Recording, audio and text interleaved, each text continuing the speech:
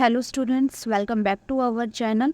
आज की इस वीडियो में हम डिस्कस करने वाले हैं प्रिंसिपल्स ऑफ ऑर्गेनाइजेशंस के बारे में। हमने इससे पहले दो प्रिंसिपल कर लिए थे ऑर्गेनाइजेशन के, हायरार्की और स्पैन ऑफ कंट्रोल। आज हम तीसरा प्रिंसिपल करने वाले हैं जिसका नाम है केंद्रीकरण बनाम विकेंद्रीकरण, यानी सेंट्रलाइजेशन वर्सेस डिसेंट्रलाइजेशन। सबसे पहले इसका इंट्रोडक्शन देख लेते हैं।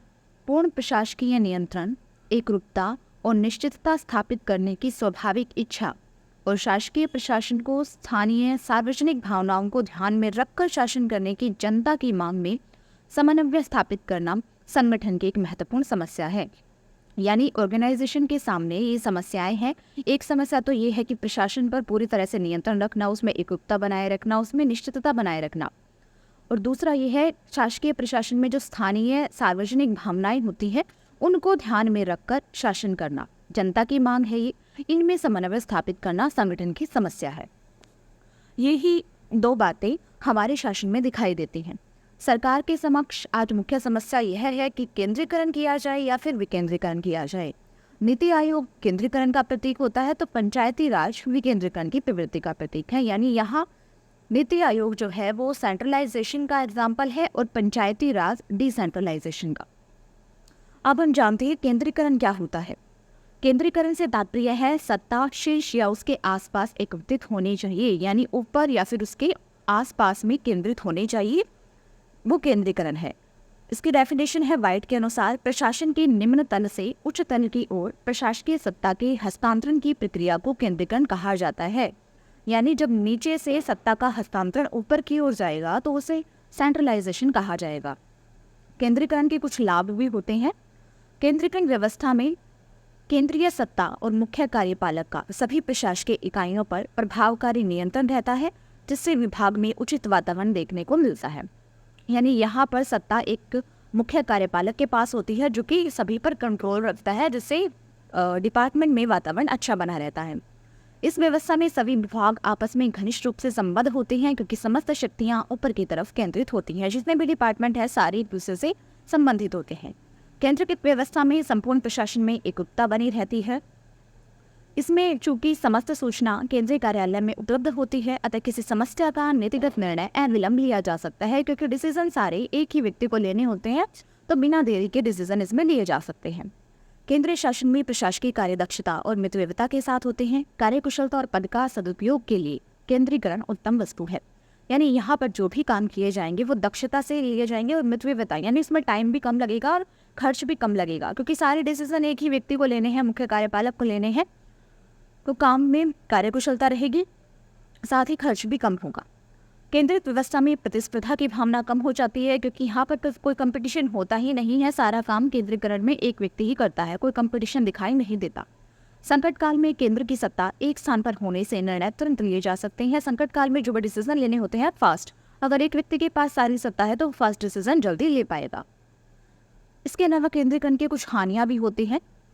केंद्रीकरण व्यवस्था में निम्नलिखित गुण अवगुण पाए जाते हैं। पहला अवगुण है केंद्रीकृत व्यवस्था में स्थानीय समस्याओं का समाधान नहीं हो पाता।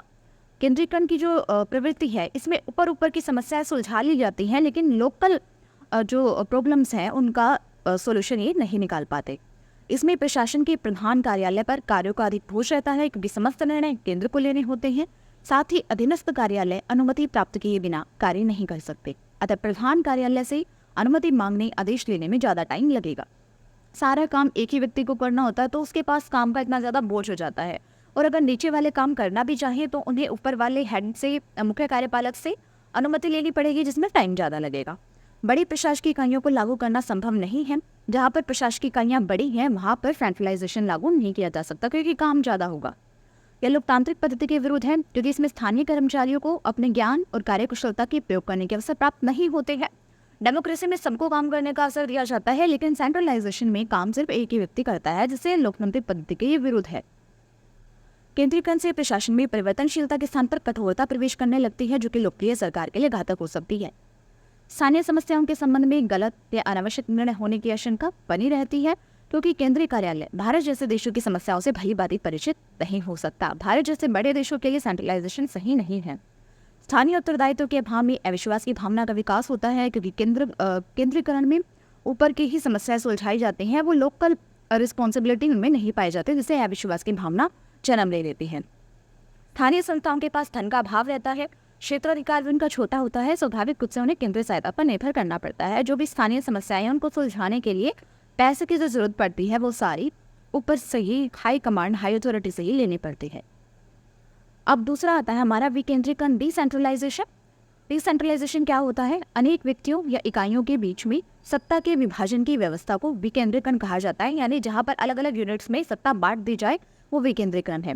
डेफिनेशन है इसकी वाइट के अनुसार, प्रशासन के उच्च तल से निम्न तल की ओर प्रशासकीय सत्ता के हस्तांतरण की प्रक्रिया को विकेंद्रीकरण कहते हैं। बिल्कुल केंद्रीकरण के अपोजिट है, वहां नीचे से ऊपर की ओर सत्ता जाती है, यहाँ ऊपर से नीचे की ओर सत्ता आती है।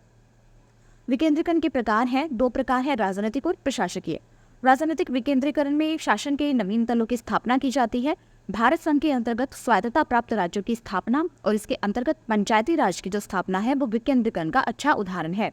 एक तो भारतीय संघ में राज्यों को जो स्वायत्तता दी गई है वो, और दूसरा पंचायती राज विकेंद्रीकरण के एग्जाम्पल है।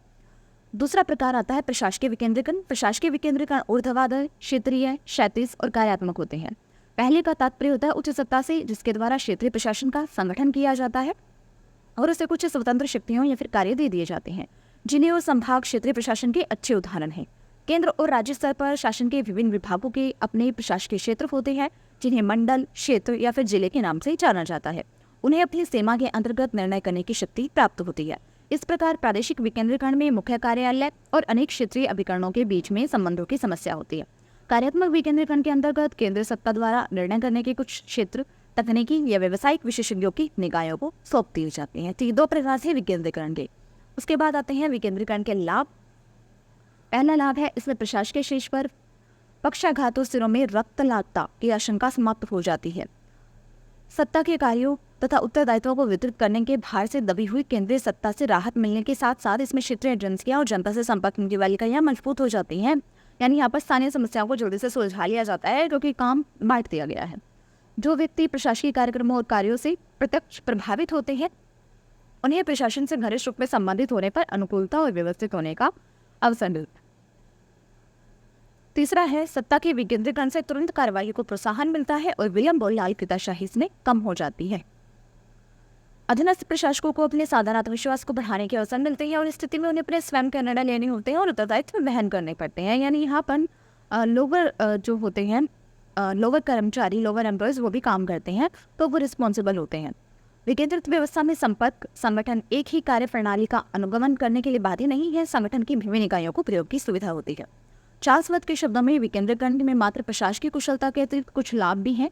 नागरिक के व्यक्तिगत और चित्त की भावना के विकास पर इसका सीधा प्रभाव पड़ता है, तो इसमें कुछ आत्मीय गुण भी होते हैं। हालांकि इतने सारे लाभ होने के बावजूद भी इसकी हानियां हैं। अत्यधिक विकेंद्रीकरण अराजकता को जन्म दे सकता है, क्योंकि हर एक जिसमें भी शक्तियों का विभाजन किया गया है वो अपनी अलग डिमांड करेगा, तो अराजकता फैलेगी। प्रत्येक अवस्था में विकेंद्रीकरण प्रशासकीय कार्य में समन्वय एकीकरण को कठिन बना देता है।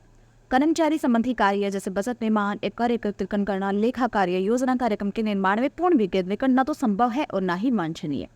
यहाँ पर तो केंद्रीकरण ही बेस्ट रहेगा। यातायात और संचार के अत्यधिक द्रुतगामी साधन, आधुनिक सुरक्षा की आवश्यकताएं और आर्थिक नियोजन की अनिवार्यताएं निस्संदेह विकेंद्रीकरण की अपेक्षा केंद्रीकरण का ही समर्थन करते हैं। यातायात संचार के साधन भी केंद्रीकरण का ही समर्थन कर रहे हैं। संपूर्ण देश का रहन सहन का स्तर, निःशुल्क अनिवार्य शिक्षा, मध्य निषेध के संबंध में एक सी नीति अपनाने की घोषणाएं केंद्रीकृत प्रशासन की अनिवार्यता पर ही बल देती हैं, विकेंद्रीकरण की नहीं देती। कंक्लूजन में हम कह सकते हैं केंद्रीकरण और विकेंद्रीकरण ऐसे निगमनात्मक सिद्धांत नहीं हैं जो कि हर एक समय में हर एक स्थान पर सार्वभौमिक रूप से लागू किए जा सके। इनमें परिस्थितिजन्य अनुकूलता होती है, जैसे सिचुएशन होती है वैसे ही इनको लागू किया जाता है। हम कह सकते हैं कि किसी एक या दोनों के मिशन को अपनाना संगठन और उसके दृष्टिकोण पर निर्भर करेगा। इसके अतिरिक्त कार्यों की प्रकृति कैसी है, उत्पाद और सीमाएं, दूरगामी योजनाएं, उत्पादन और विवरण की नीति भी इस विषय में आधार हो सकती है। यानी इन सारे फैक्टर्स को ध्यान में रखकर ही डिसाइड किया जाएगा कि सेंट्रलाइजेशन किया जाए या डिसेंट्रलाइजेशन। इस प्रकार केंद्रीकरण विकेंद्रीकरण के बीच संतुलन आंतरिक और बाह्य प्रभाव के कारण बदलता रहता है। आंतरिक प्रभाव अधिकारी अधीनस्थों के संबंधों पर आधारित सोपान क्रम के सिद्धांत की आवश्यकता से उत्पन्न होते हैं, हायरार्की से उत्पन्न होते हैं। दूसरी ओर सेवा की प्रकृति भी इससे प्रभावित होती है। बाह्य प्रभाव जो है वो एक तरफ तो ग्राहक वर्ग के साथ संबंध वर्ग पर आधारित होते हैं और दूसरी ओर ये उस वातावरण पर भी आधारित होते हैं जिनमें कोई संगठन कार्य करता है, जिसमें कोई ऑर्गेनाइजेशन काम कर रहा है। मुख्यतः ये लोगों की परिपक्वता, देश के विकास के स्तर पर निर्भर करता है, यानी लोग कितने मैच्योर हैं और देश का डेवलपमेंट कितनी होंगे उस पर ही भी डिपेंड करता है। राजनीतिक और प्रशासकीय विकेंद्रीकरण की सफलता के लिए फिफ्नर और शेरवुड सुझाव देते हैं विकेंद्रीकरण को वांछित लाभ पाने के लिए बहुत ध्यान देना पड़ेगा। इसके अतिरिक्त इसके लिए न केवल किसी संगठन के सदस्यों की शारीरिक परिपक्वता आवश्यक है, बल्कि बृहत समाज की संस्कृति और उस संगठन की उपसंस्कृति में भी परिपक्वता आवश्यक है। ज़रूरी नहीं कि इसमें जो एम्प्लॉयज़ हैं या फिर जो संगठन के कर्मचारी काम कर रहे हैं उनमें ही मैच्योरिटी हो, बल्कि वहाँ की कल्चर में, वहाँ की सब कल्चर में भी मैच्योरिटी होनी चाहिए। तो आज की वीडियो में हमने केंद्रीकरण विकेंद्रीकरण के बारे में जाना है, उनके लाभ और हानियों के बारे में जाना है। आज के लिए इतना ही, मिलते हैं नेक्स्ट वीडियो में एक नए टॉपिक के साथ।